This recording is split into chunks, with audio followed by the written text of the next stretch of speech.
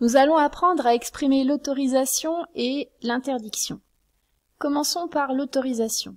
Pour exprimer l'autorisation, on peut utiliser le modal dürfen, pouvoir, avoir le droit de.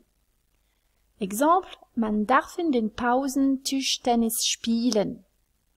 On s'aperçoit qu'on met le modal dürfen, ici en deuxième position, conjugué, et qu'il est accompagné d'un verbe infinitif qui se place à la fin. Exprimer l'interdiction, ça peut se faire par exemple avec nicht dürfen, c'est-à-dire ne pas pouvoir, ne pas avoir le droit de. Nouvel exemple, man darf nicht in der Schule telefonieren. On ne peut pas téléphoner à l'école. Sous-entendu, on n'a pas le droit. Même chose au niveau de la construction, darf se place en deuxième position, on n'oublie pas le nicht, et tout à la fin, le verbe à l'infinitif.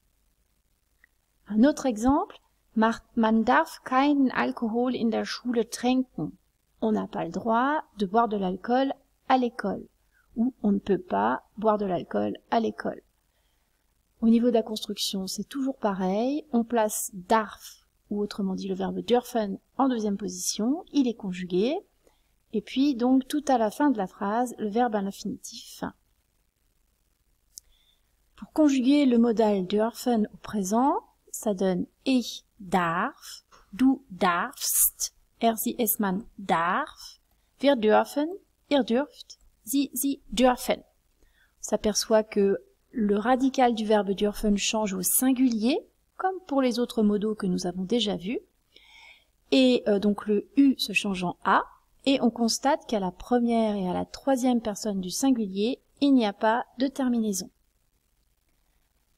On peut également exprimer l'interdiction avec l'expression « Es ist verboten zu » plus infinitif, qui équivaut en français à « Il est interdit de » plus un infinitif.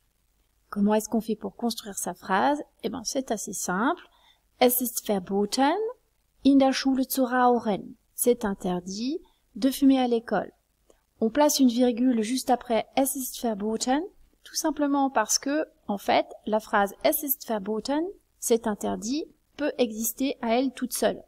Donc, in der Schule zu rauchen, finalement, vient la compléter. C'est une proposition infinitive. Donc, c'est pour ça qu'on met une virgule pour bien séparer la partie qu'on appelle la principale, qu'on ne peut pas supprimer, de celle qui se supprime, la proposition infinitive. Au niveau de la construction, eh bien, on passe donc la virgule, et à droite de la virgule, ici, le verbe infinitif se place toujours à la fin et est précédé du mot zu. Il correspond au mot français de ou à. Il est interdit de fumer à l'école. Un autre exemple. Es ist verboten, in der Schule seine Freunde anzurufen. J'ai positionné cet exemple simplement pour vous montrer que quand on a un verbe avec un préverbe séparable, le zu se place entre le préverbe et la base du verbe.